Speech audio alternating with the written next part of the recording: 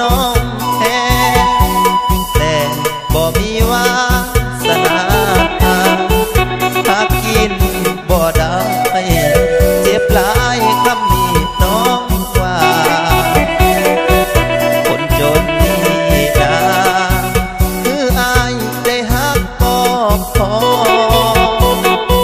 โชคดีเด้อน้องเนื้อทองขอให้โชคดีกับหนุ่มเศรษฐีคนที่เจ้าหวังไม้ปองสมกันแล้วล่ะ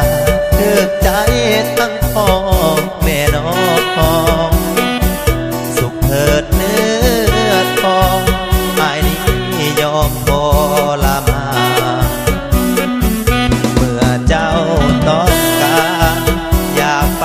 อ้ายนี้บ่ว่าไปดีเถิดนะ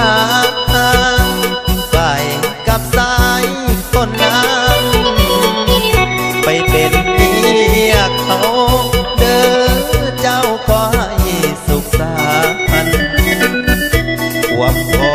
รามาานบ้านใดหายสิหาเอาโชคดีเด้อเจ้าอยากได้เศร้ามนมองขอให้เนื้อทองแฟนอายเป็นสุขกับเขาเมื่อใดเขาเบื่อให้น้องคิดถึงหากเอาให้ยังคือก้าวเขาหากเจ้าบอกเคยลืมเลือน